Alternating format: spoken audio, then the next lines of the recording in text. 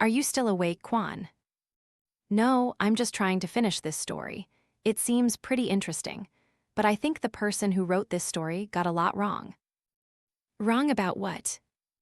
Well, the part about the seventh lunar month being the month of wandering souls, and the king of the underworld allowing spirits to return to the mortal realm for a month to resolve unfinished business from their lives. That much is true. I can confirm that, but they missed one crucial detail. If you're truly devout, you might meet them twice a month, on the 1st and the 15th. Want me to tell you a story that's 1,000 times more compelling and real than this one? It's a true story, and I myself experienced it directly. I'm still racking my brains trying to figure out how to deal with it. Do you want to hear it? What? What did you say? You mean you've seen a ghost? Sun shot up from his lying position. The room's lights were still off, and the glow from his phone barely illuminated the space, but Quan could make out Sun's incredibly eager face. He looked at Quan as if he wanted an even more thrilling story than the one they were listening to. But you didn't believe in ghosts. Why are you so excited now? Quan sat up too, calmly looking at his friend. I'm just curious, Sun replied. You listen to ghost stories all the time. Every night when I get home late from work, I see you listening to them. Why do you even listen to them? Quan looked at Sun, a teasing smirk on his face. Are you crazy? There are no ghosts or spirits in this world. I don't believe in them, so why would I be scared? It's just that sometimes, late at night, when everything's quiet and I hear a sudden noise, I jump. That's all. What's there to be afraid of? Quan laughed even harder. My dear friend, jumping means you have emotions. I thought you were getting into the story. About 20 years ago, around 2003, I remember there was no YouTube, no fancy phones, none of this quick modern entertainment we have now. Back then, I had just moved to Hanoi for work. Do you want to know how I used to listen to ghost stories? Sun, intrigued, asked, how did you listen to ghost stories for so long? Well, I was a die-hard fan of Uncle and Gan's ghost stories. I couldn't sleep without listening to them every night. Crazy, right? You're so weird. I listen to music to sleep, or sometimes I put on a movie, but you listen to ghost stories to sleep? Are you out of your mind? You're not a fan of ghost stories, so you wouldn't understand that feeling. It's a hobby. Sun looked at his friend in surprise. It was true. Quan always had a ghost story playing, either listening or excitedly recounting the plot and characters. Whenever he found a good story, he'd leave comments, praise the author, or even offer suggestions on how the story should develop or resolve its issues. Sun, on the other hand, didn't really enjoy ghost stories. He found them illogical and utterly absurd. He believed these authors simply made things up to scare listeners. What era are we in? Ghosts and spirits? We're in modern times. We can launch spaceships, fight wars with cyber technology. What's so captivating about these ridiculous ghost stories? You call me crazy? There are millions of crazy people out there. Look. Quan then showed Sun videos with millions of views on ghost stories and hundreds of thousands of comments. Some even excitedly shared their own supernatural encounters, wanting to prove that a spiritual world coexists with the modern one. Only we, as ordinary people, cannot clearly see it. All right, I'm not talking about this anymore. Finish your story. So in 2003, what happened? Back then, I was working as a mechanic. My boss provided food and lodging at a workshop in the outskirts, near Van Dien Cemetery. That road was deserted and dark, and being near a cemetery, I was often bored working alone in the workshop. So I'd turn on the radio and listen. The first story I ever heard was titled Night in the Abandoned House by Uncle Ngan, performed by Huong and the Ngan Ha Voice Acting Center. You wouldn't understand the feeling of being so scared in the middle of the night that you're sweating profusely, yet you pull the blanket completely over your head, too terrified to even go pee. I closed my eyes and imagined myself as a character in that story, with Uncle Ngan's mesmerizing voice and Hong Dao's realistic sound effects that were truly horrifying. That was my most profound impression of listening to a ghost story for the first time. Now, it's impossible to find that same feeling of terror. It's both a memory and the reason I still love listening to ghost stories. When I got that CD player, every week I'd ride my bike all the way to Ha Dong, to those CD and tape stores, to buy new CDs. They were just audio, no visuals, but man, I'd listen to them repeatedly until I knew the characters' lines by heart. Deserted fields, desolate houses, shadows of people, cemetery spirits in the wind, a newly buried grave, a dark, moonless night, a reanimated corpse. Or the cries of wandering souls. These were all hits back then, and even now I can never forget them. But there was one time I was scared out of my wits. My younger brother told me he knew some really good ghost stories, so I decided that night I'd ride my bike to Huong, towards the number 9 hospital, the HIV hospital. I was riding normally, not speeding or recklessly. But then, a car came up behind me at high speed. I heard the engine roaring from a distance, and I thought it was those street racers. Back then, street racing was common, and they loved unusual roads, especially if they had girls with them. I wasn't a street racer myself, but I often watched them from my workshop at night. They were crazy, but I didn't dare join them. My Honda 79 was a wreck. Everything rattled except the horn, so I couldn't race with them. Their bikes were all Honda Wave and Dream models, or even FX models. If I raced them, they'd leave me in the dust. They could probably catch up even if I had a kilometer head start. The roar of the motorbike got closer, and then I heard another sound. It wasn't the street racers. It was that guy on the motorbike I mentioned earlier, probably with a girl. He was riding a wheelie, weaving and sparking the road. He was really good. Even though I didn't like street racers, I had to admit that guy's riding was as fluid as noodles. He swerved left and right, then suddenly rode on one wheel, raising one hand to salute. The girl sitting behind him was dressed provocatively fair skin, a very revealing two-piece top, holding onto him tightly. I was young back then. Seeing girls made me excited. When he saluted, my little friend saluted too, getting warm inside. The strong perfume from both of them wafted into my nose, making me feel intoxicated. I didn't have any dark thoughts about the girl clinging tightly to him out of fear of falling. Their laughter and the bike's roar made me feel so hyped up that I sped up, trying to catch up. But you know, that guy was riding a wave, dressed like a cool street racer, while I was a mechanic, covered in oil and grease, riding a beat-up old Honda 79. It was embarrassing to look at. When that guy sped off, I still tried to follow, just to catch another glimpse of that pretty silhouette. Suddenly, he drifted to the left. Quan said this and then burst out laughing. 4 more kilometers, I said, but just ahead were 2 huge 10-wheel sand trucks. They were near the bridge, trying to avoid each other. I don't know if the young guy was overly confident in his expert riding skills, but he sped straight into the middle, weaving and shaking his tail, still riding with one hand. Crazy, right? The girl behind him held on tight, her eyes shut. I couldn't hear what she said because his bike was a few dozen meters ahead of mine. You're crazy, I thought. He was riding on one wheel. I can do that with one hand too. Sun chimed in, equally impressed. But I was behind him, and seeing him ride like that scared the hell out of me. It was unbelievable. That guy was really reckless. I muttered a curse. You're gonna get yourself killed. Right then, I heard a loud thump, followed by a scream of excruciating pain from someone. But I didn't hear any sound of a collision. At first, I didn't think that guy would do something that even now, I can't understand how he survived. Quan's eyes seemed to recall the event as he sighed and continued. When my bike reached the bridge, I saw a few people screaming, "Someone's dead, an accident!" That's when I realized with a shock that the girl was dead. The screaming person was the young man from earlier. He had been showing off to his girlfriend, lost control, and his motorbike grazed another, causing the girl to fall off and tumble onto the road. Unfortunately, a 3-wheel sand truck ran over her. As I rode past, the girl was still staring at me. "What did you see? Don't tell me it was a ghost. I'm not scared, you know," Sun asked, intrigued. It wasn't a ghost. From her stomach, her intestines were spilling out, all white, but there was no blood anywhere. Her legs were still twitching. It was heartbreaking to see. People said she couldn't be saved. Her abdomen was crushed by the truck wheel, and her brain had splattered out from the immense pressure. Her eyes were wide open, as if she wanted to say something, but no sound came out. I was truly terrified then. It was the first time I had witnessed such a tragic and painful death right before my eyes. That girl, she was the same one who had been riding with the reckless young man earlier, the one I praised for his pro riding skills. The young man, meanwhile, was surprisingly calm. He didn't dare approach the girl, but stood far away, pulling out his phone to call someone. I'd never seen anyone so arrogant and stone cold. He was so calm, so emotionless, it was chilling. His face was like a killer's.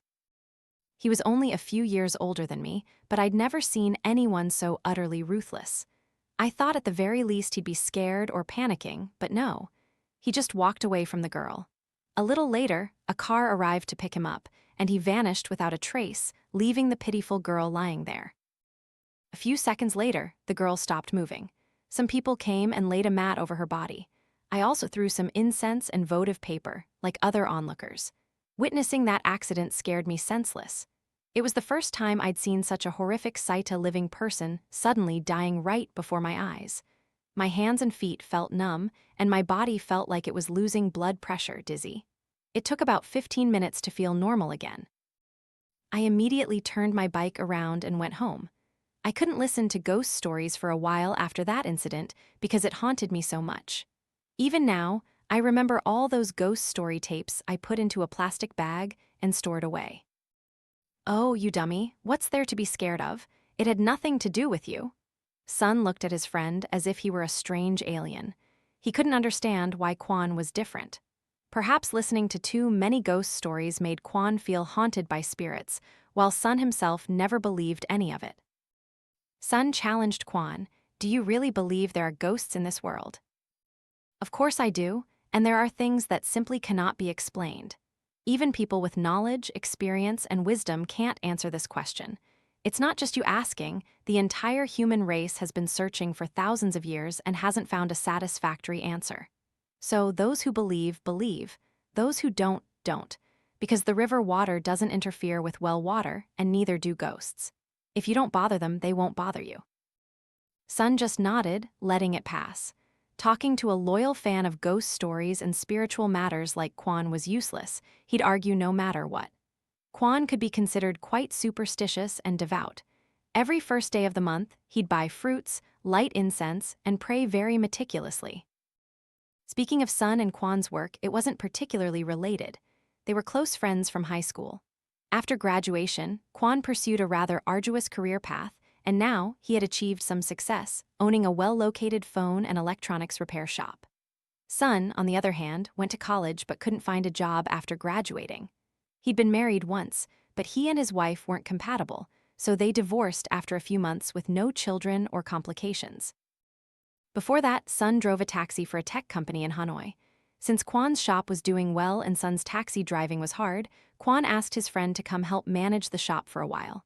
Sun agreed, and they both lived, ate, and worked at the shop. Occasionally, if a customer called for repairs, they'd take turns. The shop was spacious, located in a bustling residential area, so business was good. Both were diligent workers, so they didn't have to worry much about money. They planned to open another branch if things went well, and hire more staff. Today, after returning from a job and showering, Quan was listening to a ghost story, which led to their current conversation. Sun was a very practical, stubborn, and defiant person. He only believed what he directly experienced. That's why it was hard to convince him that ghosts existed, as he'd heard many ghost stories but never met one. Quan continued to speak to Sun in a mysterious tone. "You know, I don't know if it's a coincidence or not, but that day was the 15th of the 7th lunar month. According to what people around were saying, the location where that girl had the accident was a black spot or something similar. Serious fatal accidents happened there frequently. Every year, there would be several incidents, and local residents even put up warning signs, but it didn't help. It wasn't until much later that the homeowners invited a spiritual master or someone similar to perform rituals and prayers for several days and nights. Only then did accidents stop happening there. How do you explain that to me? Why did accidents keep happening at that one spot, and why did they stop after the rituals?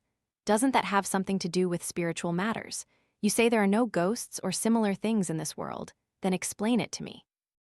Or do you just throw out conflicting arguments without offering any concrete evidence, like it's a blind spot, or there are potholes, so it's easy to fall? That's not convincing. That accident site is completely open and unobstructed. Or maybe there were bikini billboards there, so drivers were distracted by the models instead of watching the road, causing accidents. I asked him, how many places have seductive bikini model pictures all over the road? Why don't accidents happen there, but only at that particular spot? This question was difficult for Sun to answer, so he said, "Well, I haven't died yet, so how would I know? When I die and you're still alive, I'll let you know the answer." No matter what you say, I don't believe in ghosts or anything like that. Death is just blood, Sun said. Quan sighed. It's true that some people won't believe until they see the coffin. Quan began to tell the rest of the story about that young couple. If you still don't believe, then so be it, Quan said, starting to sound annoyed. He spoke in a rather sharp tone. Sun, knowing his friend's personality, just let him talk. When I saw that girl lying dead, I was so scared that I turned my bike around. I didn't dare go to Huong to buy ghost stories anymore. But you know what? Quan looked at his friend and asked, Don't tell me you saw a ghost. Keep going. Quan gave his friend a mysterious smile. Exactly. I remember it clearly, and I'm sure she was dead. As I rode my bike back, I went even slower than a bicycle.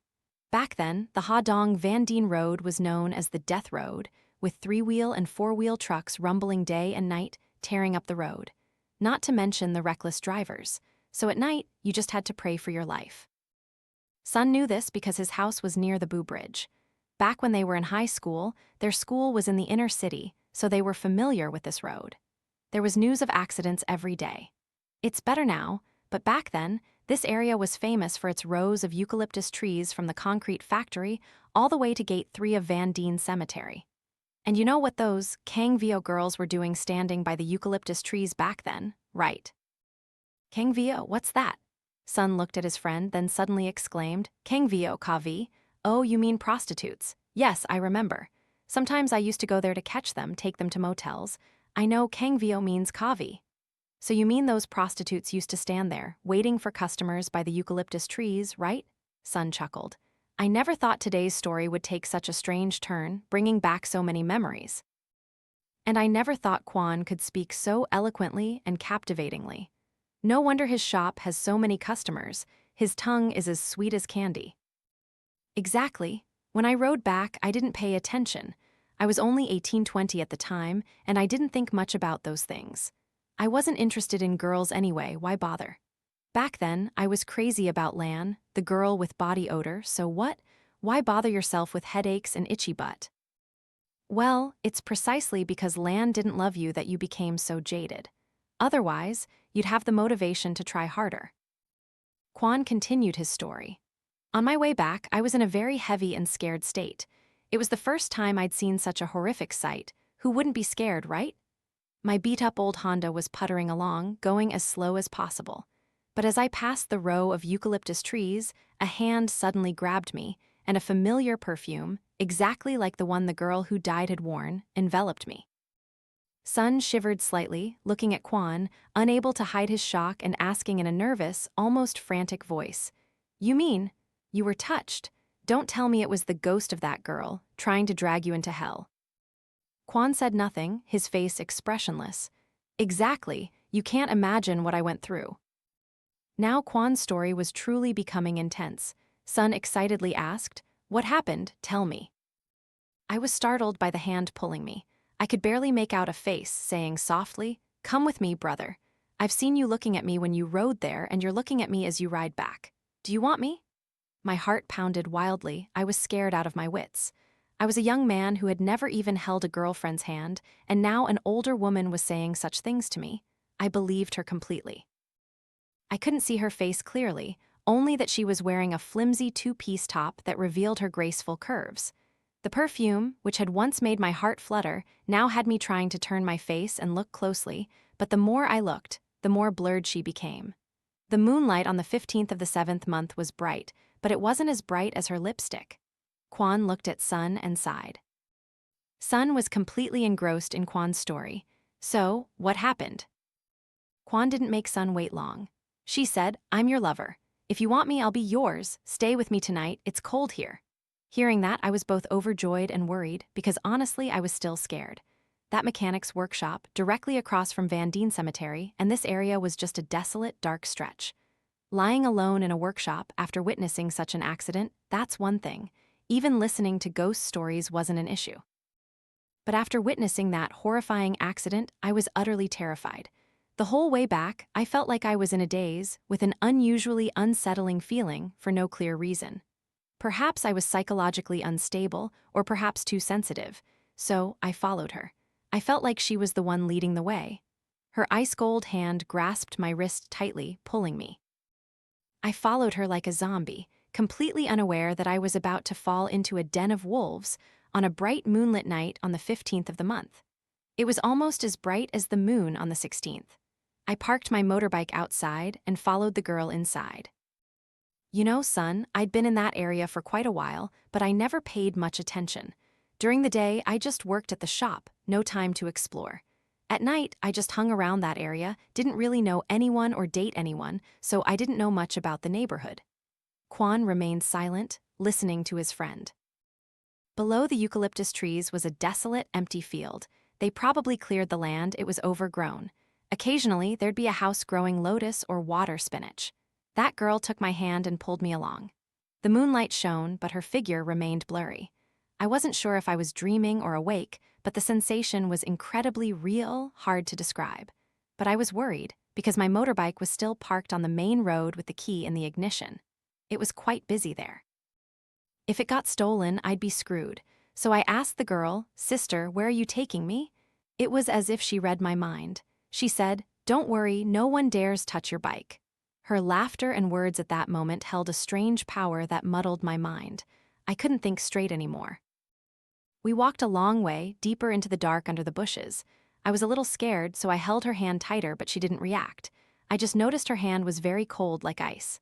Suddenly, the girl said, "Don't be scared, I won't hurt you. I'm lonely, so please don't be scared of me. You're so warm." "What's your name, sister?" I stammered, feeling euphoric because it was the first time I had such close, intimate contact with a girl. Isn't that strange? Strange? What's strange? Any guy our age would be like that. If not, then there's a problem.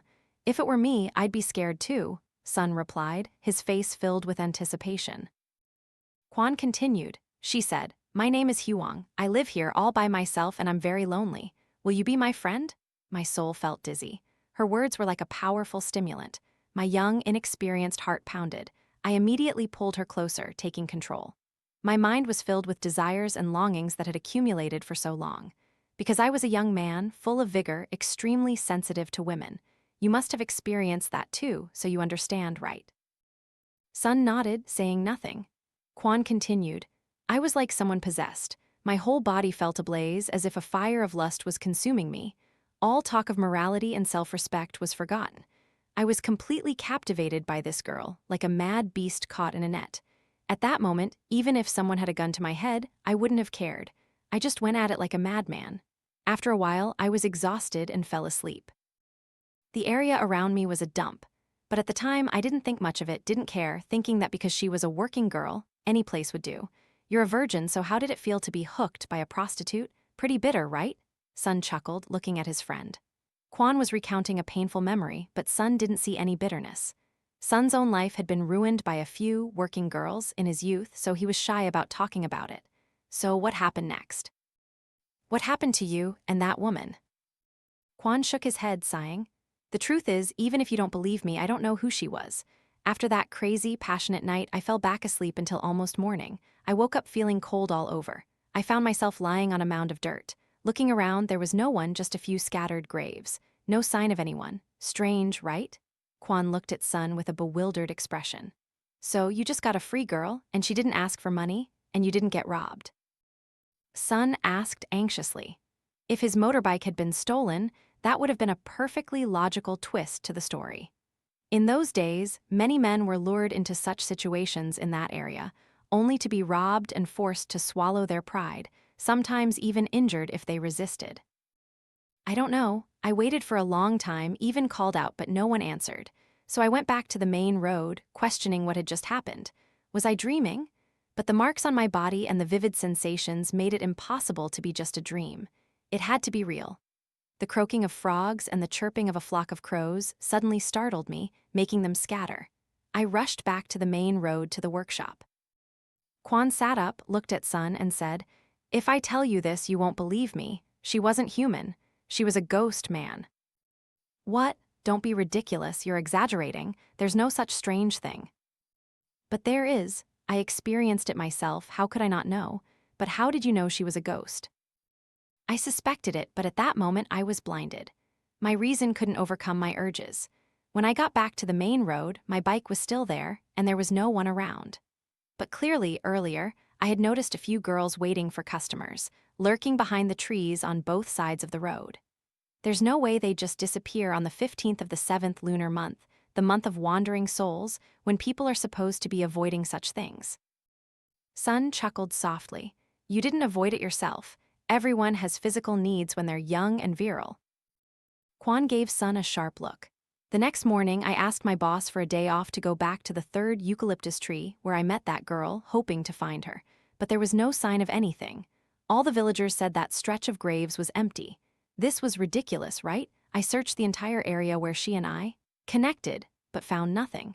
There was only a patch of grass flattened by some heavy weight. The spot was very secluded, surrounded by graves built higher than a person. If you looked from the main road, you'd never know, and even if you went there, you wouldn't find it unless you knew what you were looking for. In the middle of those graves was an area of lush green grass. I didn't know whose grave it was, built in a strange, three-sided, interlocking style. As I was about to turn back, I saw a very formidable-looking man, tall and thin, staring at me, shouting, "Hey, are you here to do drugs or pee and poop here again?" Sun laughed so hard his sides hurt. Quan ignored him and continued. I almost fought him, but this man was tall and big, and he was carrying votive papers and a hoe. He seemed to be cleaning a nearby grave, so I decided not to bother and just asked him, "Uncle, I work at the mechanic's shop near Van Dien, not doing drugs or peeing anywhere." "If you're not doing drugs or peeing, then what are you doing here, young man? Looking for someone you know? Someone you know." "You mean those prostitutes who come here to commit indecencies, right?" "No, I'm telling the truth. Her name is Huong. I met her here," I answered, unaware that the old man flinched slightly, his eyes darting around as if worried about something. But he immediately changed his demeanor and started yelling, "Damn it! This land is my family's, there are only a few graves here. What are you looking for? Don't lie to me." He stared at me with wide eyes, shouting as if to scold me. "If you're not doing drugs, then you're just here to poop and pee. You guys are so irresponsible, trampling on people's vegetables, just looking for a place to relieve yourselves, and bringing prostitutes here to do their business, then leaving condoms and sanitary pads all over the place, you worthless scoundrels. If I catch any of you, I'll beat you so bad you won't know what hit you." The old man took a bamboo pole and drove it deep into the ground with his hoe, then attached a wooden sign to it with some words that made me shiver when I read them. "What did it say?" Sun asked in surprise. "No pooping, get caught, eat it all." And on the back it said, "No drugs, get caught, beaten to death." "Wow, that old man is tough," Sun nodded in agreement. "So what happened next?" What else could happen? I walked back to the main road, my mind flooded with a million questions. Was I awake or dreaming? What about the girl from yesterday? If she was real, great, free sex for me. But if she was a ghost, why did she choose me? I'm not exceptionally handsome or tall, my speaking skills are only slightly decent, I'm obedient, kind, honest, funny, hardworking, and chivalrous. What else is there? "Oh, shut up already, you're bragging too much," Sun chuckled, looking at his friend. He was very curious about his virgin friend's story, but still half believed, half doubted. Yet no one would ever brag about meeting a ghost and losing their virginity to it. There was nothing glorious about being humiliated like that. This made Sun confused, and he still didn't believe in ghosts or supernatural tales, so he wasn't scared. He spoke up again. "So what? This story is pretty good, keep going." Honestly, the content of this story is very captivating. You must have listened to Uncle and Gan's stories a lot. It's quite intriguing, but why don't you elaborate on what the ghost did? Did it feel as good as with a real girl? Even I feel drawn in, not just other people. But I still have one question. How do you know she was a ghost? I've heard many ghost stories, but they're always about ugly, blood-soaked, disfigured ghosts. But you met a beautiful, charming ghost who even gave you free sex. "Who would believe that?" Sun said, laughing, not serious at all, looking at his friend who was now pondering and reminiscing. "You haven't even heard the end of it, why are you so quick to judge?" Quan snapped back angrily, looking at his friend with disdain. "All right, I'm stopping the story here. Whether I tell you the rest or not is up to me, but I affirm that girl was a ghost." Quan's story left Sun speechless. He pleaded, "Come on, tell me, I'm serious. This story of yours is 1,000 times better than the ones I sometimes hear on YouTube. Really? Why don't you write stories? You're a natural at telling ghost stories. Who knows, you might even get lucky and find a rich homeowner. Maybe you'll end up being a lucky plumber. Maybe you're even cursed right now." "What do I need all that for?" Oh, and why don't you think about starting a family? Your wife left, so find a new one. Why suffer like this? Besides, in this day and age, if you have a stable job and income, you can find a wife and kids easily, plenty of them. But Sun didn't seem enthusiastic about this topic. He insisted, "You tell me the rest of your story first, then I'll tell you mine." It's not that I don't want to get married, but finding a wife and kids is a lifelong commitment, not something you just pick up at the market. So it's not that simple. Quan fell silent, then sighed softly. All right, do you know why I haven't loved anyone until now? Or rather, why I don't dare to love anyone? Maybe you have erectile dysfunction, or something related to your male hormones, or perhaps girls just don't like you. If you're not rich, you have to be handsome. If you're not intelligent, you have to be bold. I see you're rich, handsome, intelligent, educated, and everything is very stable. So it must be something related to physiological issues, or maybe you like men. I'm talking seriously. It has nothing to do with any of those reasons. I'm a straight man, not gay, and I'm not that bad looking either. Quan laughed loudly, looking at his friend with a disdainful expression. If that's your reason, then I give up, because girls nowadays are practical. There's no love in a shack with a heart of gold like the old folks used to say. A hardworking guy like you, as you said, is quite good. Obedient, kind, honest, handsome, funny, and chivalrous.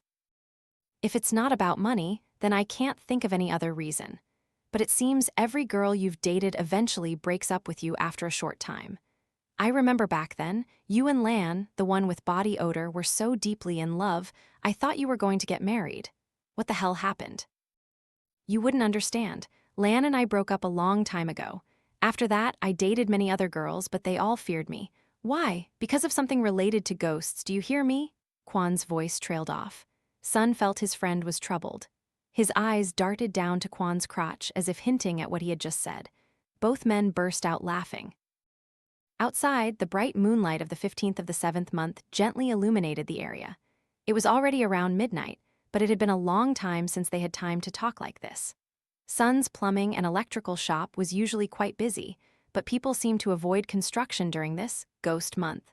So business had been slow for the past half month. They only had customers buying small items. For large projects like construction or demolition, people avoided touching anything. All right, let's go. You and I are like brothers. I'll tell you the whole story and explain why I haven't had a girlfriend until now. It's a long story, and this haunting is also happening on the 15th of the month, right?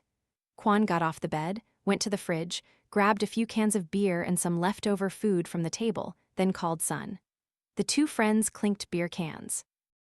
On the table were some smoked pork hock, a bit of minced sausage, and a plate of fried spring rolls, enough for them to snack on. It's not that I have erectile dysfunction or any male-related illness, Quan said, suddenly looking into his beer can, his eyes fixed on the bubbling foam from the bottom of the glass, then slowly spoke. What is it? You and I are like brothers. What's so hard to talk about? There's always a solution, Sun encouraged his friend. Quan sighed, then looked Sun directly in the eyes. Do you believe there are ghosts in this world? At first, I didn't, but after hearing your story and seeing your sincerity, I'm starting to believe a little, Sun said seriously, not joking at all. The truth is, I'm haunted. I've been haunted for decades. I can't. At that moment, Quan's phone rang. It was an unknown number. Quan mumbled, "Who's calling at this hour?" Sun urged, "Pick it up. It might be a customer or someone who needs something urgent. This month, our relatives are busy. Who knows, it might be a big client. Answer it," Sun said, but Quan pressed the reject button. "It's just scammers. Damn it, they won't leave me alone even in the middle of the night." But only a few seconds later, the same number rang again loudly. His friend hesitated. Sun urged again, "You idiot, answer it. If it's important, people call persistently like this." This time, not letting his friend hesitate, Sun snatched the phone and put it on speaker. "Hello, plumbing and electrical shop, how can I help you?" But strangely, there was no voice on the other end, only a haunting, eerie background music, like the kind in the ghost stories Quan listened to. Sun jumped and shouted, "Who the hell is this? What do you want in the middle of the night?" Both friends looked at each other, feeling a chill down their spines. Suddenly, Quan sat up, his face pale, looking at Sun. "She's calling, man, she's calling." "Who? What are you talking about?" "Damn it, I forgot to burn the votive paper, and it's the 15th. Not waiting for Sun to say anything, Quan grabbed a stack of votive paper he had prepared earlier and rushed out to burn it in front of the shop. He also had 2 female effigies, looking eerily real, and many accessories like lipstick, powder, handbags, phones, and even several sets of colorful bikinis packed in a bulky plastic bag. Sun, confused by his friend's strange actions, wondered what was going on. He quietly followed Quan. Under the large cement drainage ditch in the spacious central courtyard of the apartment building, there was no one around. On normal days, this apartment complex was quite crowded, with people constantly coming and going. The road in front also had occasional motorbikes or cars passing by. Sun, who used to be a night taxi driver and didn't believe in ghosts, now felt a strange chill, especially after hearing his friend's bizarre story, which made him feel even more uneasy. Quan, with both hands, folded the votive paper into a beautiful, fan-like shape. Then he lit it on fire. The flames leaped up, and he threw individual sheets into the incense burner. The light illuminated Quan's face, but in his eyes there was something deeply worried, a mysterious secret hidden within. "Why are you burning votive paper in the middle of the night? I'm not superstitious, but you're acting really strange today, Quan." Sun looked at his friend meticulously burning the paper, his heart filled with unease. He looked out at the street. It was silent, and the moonlight became even brighter, illuminating a wide area. Sun's shop was on the ground floor of a busy apartment building. Normally, people would be walking around, but today it was unusually deserted. Sun noticed a girl sitting on a stone bench by a large tree, engrossed in her phone. He thought about striking up a conversation, but then he saw Quan mumbling prayers, speaking words he didn't understand. When it was time for the effigies, Sun even helped his friend throw individual bikinis into the incense burner. The flames flared up, forcing him to step back a good distance to avoid the heat. "Who are you doing this for? Why are there 2 effigies? Who's so extravagant? Prostitutes wearing green, red, purple, yellow bikinis. They must be high-end prostitutes to wear something like this, and even branded goods and perfume." Sun teased, trying to lighten the mood, seeing his friend's unusually serious demeanor. "It's for the people I just told you about. Believe it or not, it's up to you. They're here, waiting. Don't babble on, or they'll get angry and grab you, my friend." Sun's eyes widened, unable to hide his bewilderment. He looked at his friend as if he were a mentally ill patient. "Are you serious, Quan, or are you just messing with me? You're too good an actor. This joke isn't funny at all." Despite saying that, Sun looked around. Everything was completely silent. He only heard the crackling of the effigies burning. Sun looked back at the stone bench where he had seen the girl on her phone earlier, but she wasn't there anymore. This gave Sun goosebumps. What the hell is going on here? It's only been a few seconds. That's strange. She couldn't have just vanished into thin air. Could she be a ghost? Suddenly, Sun felt scared and moved closer to his friend for courage. This time, he didn't dare be dismissive.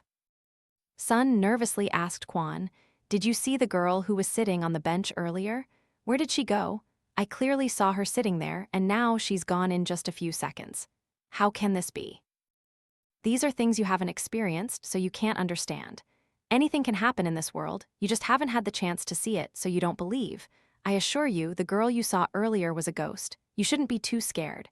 You don't bother them and they won't bother you. But you should avoid bothering them. Talking recklessly is not good. Quan then clasped his hands together as if praying, closing his eyes, seemingly talking mentally to someone. Sometimes he spoke Huong's name, sometimes Thom's name, as if these were 2 different people.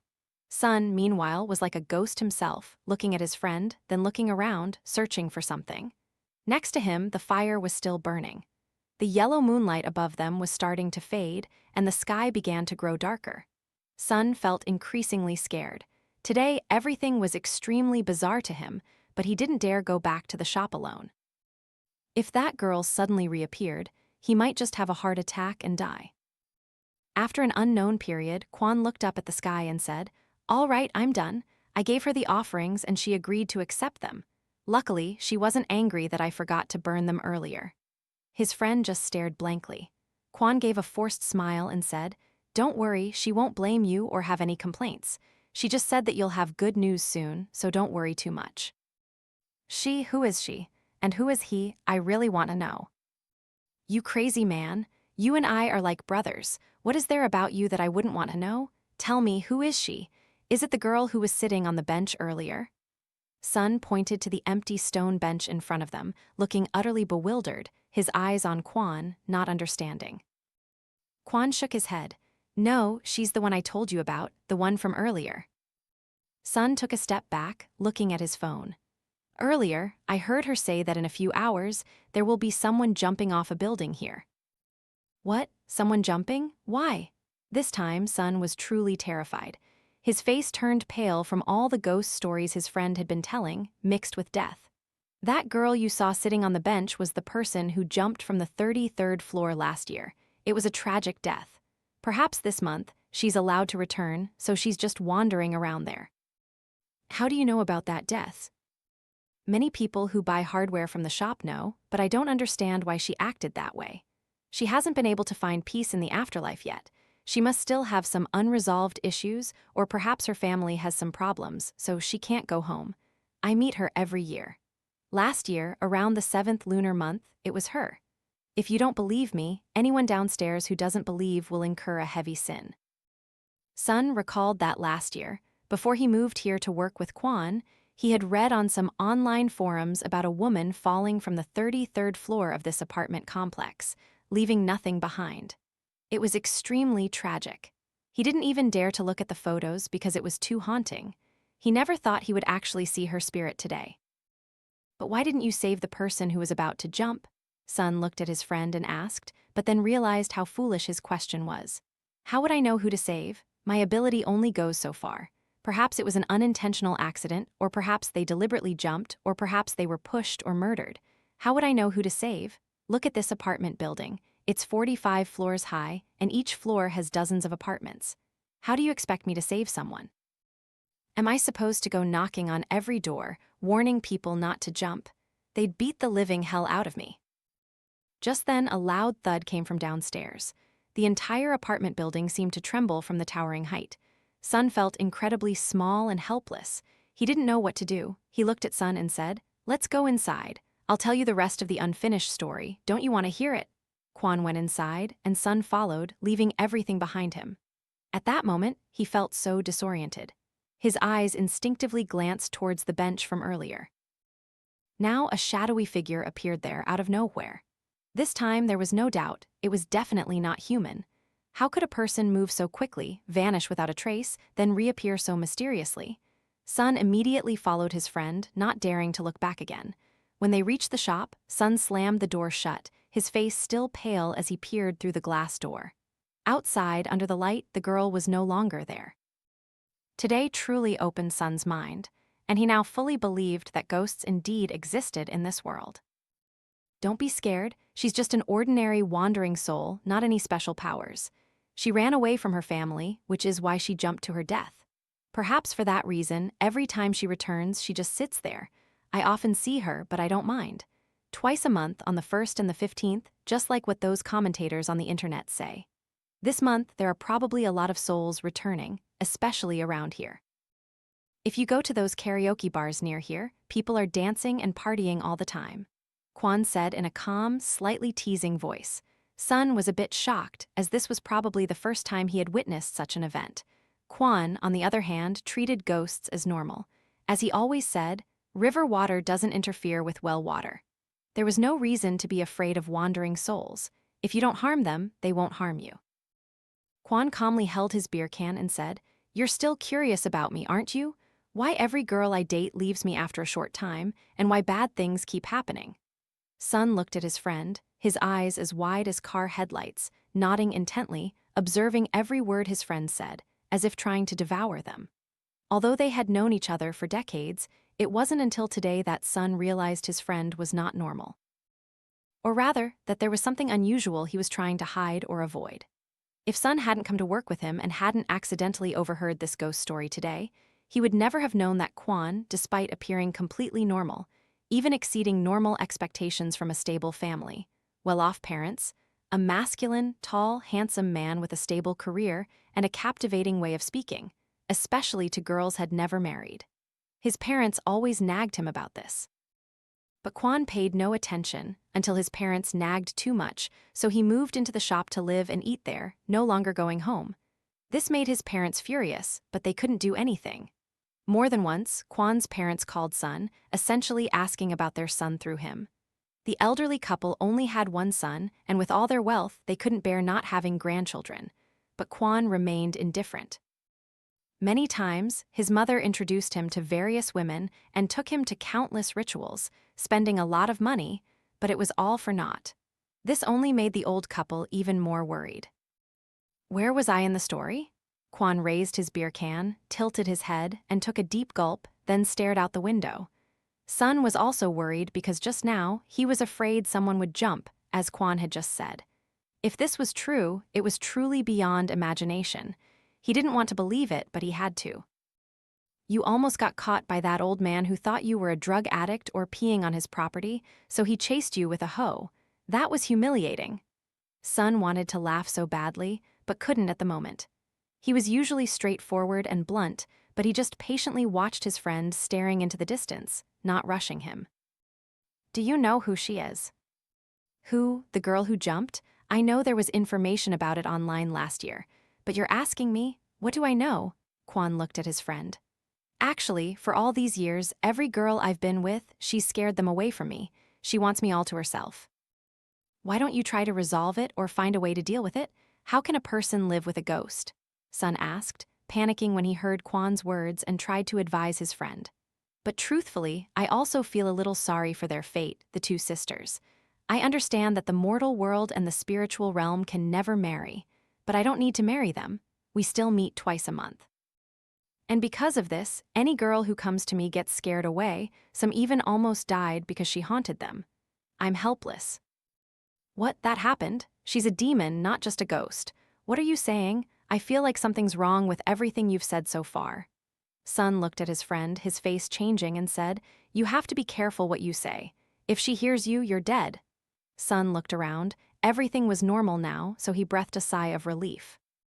Don't worry, it's morning now, she's not here, but I won't let her harm you, Kwan said to his friend in a sincere and decisive tone. Sun was dumbfounded. At this moment, he felt incredibly strange, as if he were talking to a madman. He didn't feel any sense of reality at all. All the events that had just happened were like a dream. This, for someone who never believed in ghost stories or mysteries like Sun, now had to change his perspective. But who is she? What's her name? Where did she live? What was her job? How old was she? Why does she follow you even after death? Sun barraged Kwan with questions, all of which were his own unanswered questions from the beginning. Do you remember the reckless driver I told you about? The one who caused the accident near the number 9 hospital? Yes, the one who was showing off, doing wheelies and drifting, causing the girl to be thrown off, right? But what does he have to do with it? The girl who died in that accident, she followed me because when I saw the two of them hugging, I cursed it under my breath. Die, you son of a bitch. Remember? Sun nodded, saying nothing. His whole body trembled with fear. That was her. She followed me from that moment. When I took her to the eucalyptus trees, she suddenly pulled me down and what happened happened. But at that time, I didn't know that because of my curse, she haunted me until now. So, she was really a prostitute. I don't know if she was a prostitute, but the guy who was riding the bike. At first, I didn't know, but the next day, people said he also threw himself off a building, committing suicide near where the girl died. That was his karma, what he deserved. Wait, you said he was her boyfriend. Later, I found out he was a womanizer. He was a reckless, arrogant thug who thought he was untouchable because he had connections. And his father, who was the gang leader of that area, was the one who chased me with the hoe earlier. The son's name was Ba, the father's name was Che. It was literally Ba Che Hongbo, Ba and Che, the evil duo, Kwan said, gritting his teeth, his face filled with extreme resentment. So how did he ride with that girl and cause her death? The more you talk, the more confusing and hard to understand it gets, Sun said, exasperated. You don't understand, you're slow? Kwan snorted, then continued. The father and son, Ba and Che, caused the death of the prostitute named Huong, right at the spot where I and her ghost connected. More accurately, she was killed by the son there. His father knew about it, so he buried her body to cover up the crime and help his son evade the law. And you know how it is with working girls? They move from place to place, change names, so no one cares if they go missing. Kwan sighed wearily. I only found out about all this much later. At first, I was scared when that old man Che threatened me, but I wanted to find out if the girl I slept with was human or a ghost. So I put a lot of effort into investigating. Back then, the entire area around Road 70 was under the protection of Old Man Che, from restaurants to massage parlors and other entertainment venues. Even gamblers who came to that area had to get permission from him, otherwise they wouldn't leave with their money intact. You've seen The Judge, a famous Vietnamese crime drama, right? That Old Man Che was as notorious as Old Man Phan Quan from the Phan Thai Corporation. He was a terrifying figure. After many days of searching, I found out the girl who was murdered was named Huong, from Phu Tho. And that Ba was Old Man Che's son, which is why his father tried to cover up the crime and hide Huong's body to help his son escape the law. Son asked, "So what about the girl who died in the accident while riding with Ba? Who was she? Was she Huong's sister? Or was she Huong, who ultimately wants to possess you?" Son opened his mouth in surprise, truly unable to believe how outlandish and illogical this story was. It sounded utterly supernatural. But now he had to believe it because he had just witnessed strange events that he couldn't explain. Huong had a younger sister named Thom. When her sister went missing, Thom went looking for her, but unfortunately, she fell into Ba's trap as well.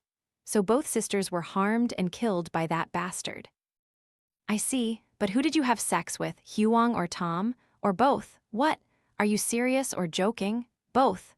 Quan's question made Sun look at his friend as if he were a strange creature from another planet. He couldn't believe his friend was no longer human.